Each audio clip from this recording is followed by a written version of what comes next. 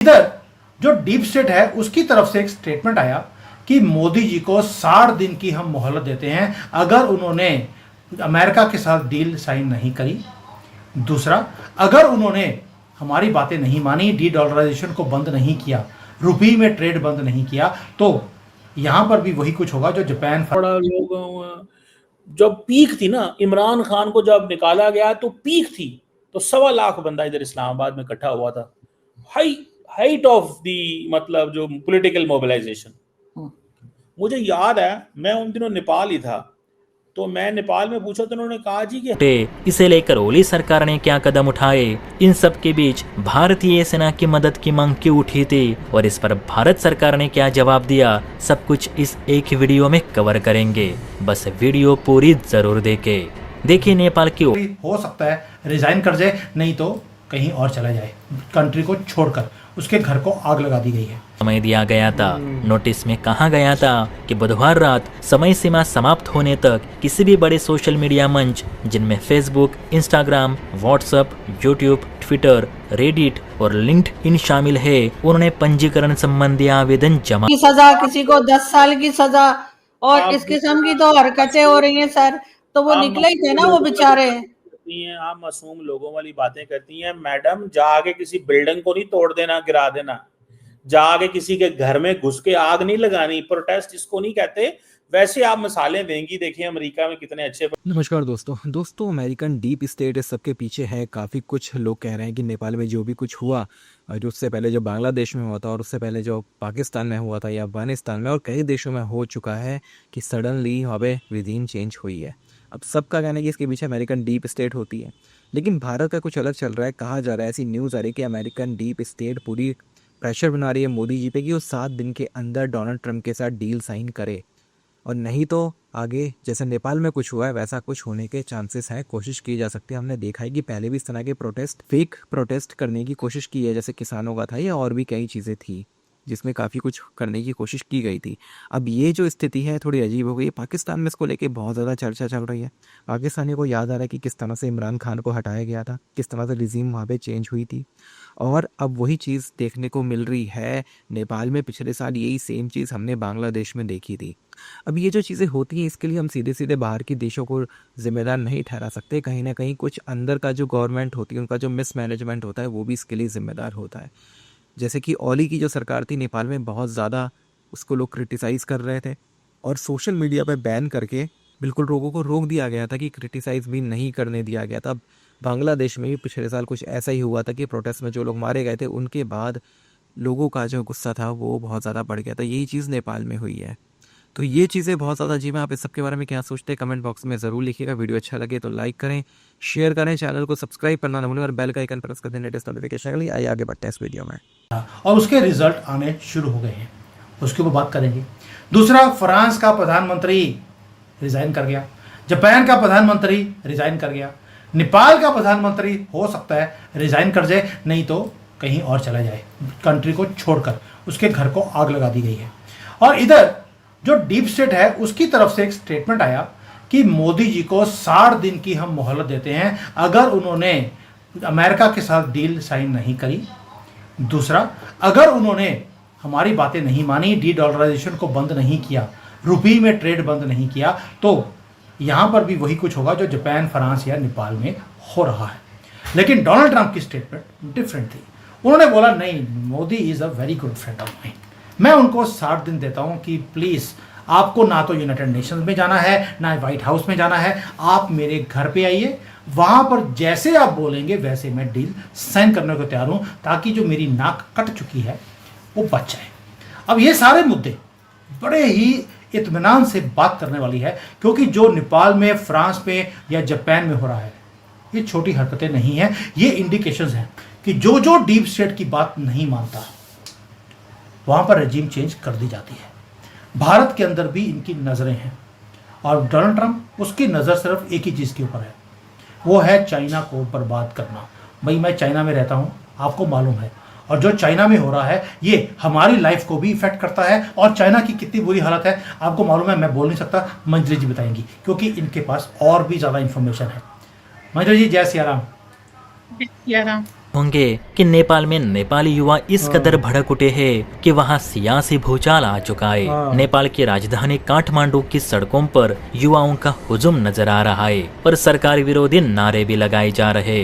काठमांडू ही नहीं तो नेपाल के अन्य प्रमुख शहरों में भी इस विरोध प्रदर्शन की आंख फैलती जा रही है। ये दृश्य आपको बांग्लादेश प्रोटेस्ट की याद दिलाएंगे, जब वहां के छात्रों ने भी हसीना की सरकार गिराने के लिए भारी मात्रा में हिंसक प्रदर्शन किया था। आज ठीक वैसे ही हालात केपी ओली प्रशासन के कार्यकाल के दौरान भी हमें देखने को मिल रहे। तो नेपाल में विरोध प्रदर्शन क्यों हो रहे हैं, युवा क्यों भड़क उठे, इसे लेकर ओली सरकार ने क्या कदम उठाए, इन सब के बीच भारतीय सेना की मदद की मांग क्यों उठी थी और इस पर भारत सरकार ने क्या जवाब दिया, सब कुछ इस एक वीडियो में कवर करेंगे। बस वीडियो पूरी जरूर देखें। देखिए, नेपाल की ओली सरकार ने 4 सितंबर को Facebook, Instagram, YouTube, WhatsApp, Reddit और ट्विटर जैसे 26 विदेशी सोशल मीडिया ऐप्स पर बैन लगा दिया था। नेपाली सरकार की ओर से इस तरह का कदम उठाए जाने के बाद वहां के लोग भड़क गए, जिसके बाद पत्रकारों, वकीलों, छात्रों और अन्य संगठनों ने नेपाली सरकार के इस कदम का विरोध करना शुरू कर दिया। लोगों ने प्रतिबंध हटाने की मांग करते हुए इसे प्रेस की स्वतंत्रता और नागरिकों की अभिव्यक्ति की आजादी का उल्लंघन बताया। अब इन विदेशी ऐप्स पर बैन क्यों लगाया गया, तो नेपाली सरकार का कहना है कि नेपाल में जिन सोशल मीडिया प्लेटफॉर्म्स पर बैन लगाया गया है, उन्होंने निर्धारित समय सीमा के भीतर संबंधित मंत्रालय से रजिस्ट्रेशन नहीं कराया। मंत्रालय की ओर से जारी नोटिस के मुताबिक सोशल मीडिया कंपनियों को रजिस्ट्रेशन के लिए 28 अगस्त से 3 सितंबर तक का समय दिया गया था। नोटिस में कहा गया था कि बुधवार रात समय सीमा समाप्त होने तक किसी भी बड़े सोशल मीडिया मंच जिनमें Facebook, Instagram, WhatsApp, YouTube, Twitter, Reddit और लिंक्डइन शामिल है, उन्होंने पंजीकरण संबंधी आवेदन जमा नहीं किए। प्लस केपी ओली का ये भी कहना है कि ये सभी विदेशी सोशल मीडिया उनकी सरकार को देश में ही कमजोर करने का काम कर रही थी, उनके खिलाफ साजिशें रची जा रही है, इसीलिए राष्ट्रहित के तौर पर इन्हें बैन करना पड़ा। लेकिन केपी ओली का ये फैसला उन पर ही भारी पड़ा। ओली द्वारा 4 सितंबर को बैन लगाने के बाद 8 सितंबर को नेपाली छात्रों ने जनरेशन जेड रिवॉल्यूशन के नाम से प्रदर्शन शुरू किया। शुरू में इसे लेकर कोई भी एक्शन नहीं ली गई, लेकिन जैसे जैसे इस प्रोटेस्ट को बढ़ावा मिला, काठमांडू के अन्य शहरों के छात्र भी इस प्रोटेस्ट का हिस्सा बनने लगे, तो नेपाली सरकार सख्ते में आ गई और इस प्रोटेस्ट को देखें। ये सोशल मीडिया और ये जिसे कहते हैं ना, ऐसे नहीं हल होना, ऐसे नहीं ये हल होना जैसे हम कह रहे हैं। ये करप्शन बिल्कुल है, टका के है। अभी ख्वाजा आसफ ने अगले दिन वीडियो लगाई थी कि जी मेरे शहर की सड़क टूट गई और ये देखें वर्ल्ड बैंक के प्रोजेक्ट हैं, कैसे बेदर्दी से ये नोचते हैं जो ब्यूरोक्रेट्स बैठे हुए हैं। मैं आपसे एग्री करता हूँ इन चीज़ों।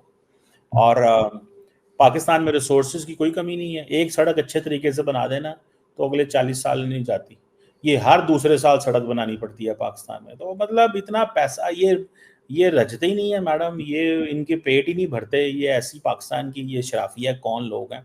और ये चाहिए ना कि अदारों को थोड़ा सा, और हल्का फुल्का यूथ को भी चाहिए कि इनको रगड़ा दें। दरअसल यूथ सारी जो हल्की फुल्की थी वो इमरान खान के साथ खड़ी हो गई, वो हक ना सच, जो असल डिस्कशन है अकाउंटेबिलिटी वो खत्म हो गई। तो अब 3.5 साल से इमरान खान के अलावा सब्जेक्ट ही कोई नहीं है। ठीक है ना जी। तो ये एक पॉइंट ज़रूर जो है वो है। और वी आर हेयर, हम इसको देख रहे हैं कि यार कहीं ना कहीं पे चीज़ें जो हैं वो होनी चाहिए। और हमारे लोग भी, हमारे लड़के लड़कियां जो है, देखिए मैडम मैं तो ये ज़ाती तौर पे समझता हूँ, ट्रस्ट मी, पाकिस्तान में ये इनकलाब नहीं आता। वो आपने देख लिए बड़े से बड़ा लोग, जब पीक थी ना, इमरान खान को जब निकाला गया तो पीक थी, तो 1.25 लाख बंदा इधर इस्लामाबाद में इकट्ठा हुआ था। हाइट ऑफ दी मतलब जो पॉलिटिकल मोबिलाइजेशन। मुझे याद है मैं उन दिनों नेपाल ही था, तो मैं नेपाल में पूछा तो उन्होंने कहा जी कि हमारे यहाँ नेपाल में तेल महंगा था, पाकिस्तान में उन दिनों तेल सस्ता था, इमरान खान की गवर्नमेंट के वो कुछ दिन थे। तो मैंने वो कैलकुलेट किया, मैंने वहां बंदे से पूछा तो उसके हिसाब से पाकिस्तान में तेल महंगा था, नेपाल में सस्ता बिक रहा, नेपाल में महंगा था, पाकिस्तान में सस्ता बिक रहा था। फिर क्या हुआ, IMF और वो सारा आ गया। मुझे याद है महीने 2 के अंदर पाकिस्तान में 100 रुपए लीटर पे तेल बढ़ गया, यानी कि 150 से 250 हो गया। मैडम को बंदा ही नहीं बाहर निकला। किसी ने बात ही नहीं की, किसी को तकलीफ ही नहीं हुई, ना अमीर ना गरीब। मतलब मैंने पाकिस्तानियों को बाहर निकलते देखा था जब बिजली नहीं होती थी, बाकी किसी टाइम कोई परवाह नहीं है क्या हो रहा है क्या नहीं हो रहा। लोग जनाब 350 लीटर पर पेट्रोल देने को तैयार हैं, पर कहते हैं मिलना चाहिए भैया। तो इट मीन्स कि वो मिलना चाहिए, भले महंगा मिले।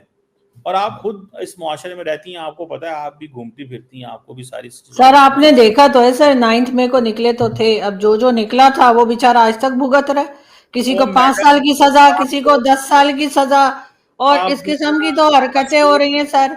तो वो निकले ही थे ना वो बेचारे। आप मासूम लोगों वाली बातें करती हैं मैडम। जाके किसी बिल्डिंग को नहीं तोड़ देना, गिरा देना, जाके किसी के घर में घुस के आग नहीं लगानी। प्रोटेस्ट इसको नहीं कहते।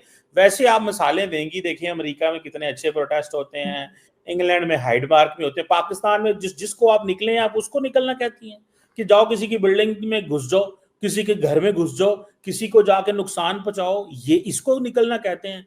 सर आराम से सुनते जो नहीं है सर, कब से आराम से लोग बता रहे नहीं, जब तक कान के नीचे दो ना लगे या कोई मुर्गी उठा के ना ले जाए, कोई मोर उठा के ना ले जाए, तो इनको भी तो अक्ल नहीं आती ना, क्या करे, जबान समझते ही नहीं। और जिसको जो जबान समझ में आती है उसी में बात होगी ना। अगर किसी को समझ ही जूते लात से आती है तो क्या किया जाएगा।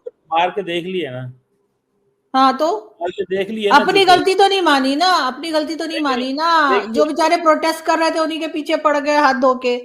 तो अब कौन निकलेगा, जो भी बात करेगा बेचारा डरेगा घबराएगा। आपसे उम्मीदें ये आप नेतन्याहू कुछ एक्सपोर्ट छोड़ दें और बाहर निकलें, आप देखें आप बहुत जबरदस्त किस्म की सपोर्टर निकलेंगी। आपसे उम्मीदें, आप आगे लीड करें, मैं आपके पीछे पीछे आऊंगा प्रोटेस्ट। नहीं सर, मुझे पता है आपने पीछे से जाके सरीना बैठ गया ना। नहीं मैं एक बात कह रही हूँ सर, अपने मुल्क को भी तो ठीक करना चाहिए ना। हाँ प्रोटेस्ट करनी होगी, आपका खाना चाय पानी भी तो किसी ने लेके आनी है ना। लेकिन सर मैं बात यही कर रही हूँ कि आखिर हमारे यहाँ की जो लीडरशिप है, हमारे यहाँ जो लोग मुल्क चलाते हैं, गवर्नमेंट लाते ले जाते हैं, उनको क्यों पाकिस्तान का ख्याल नहीं आता।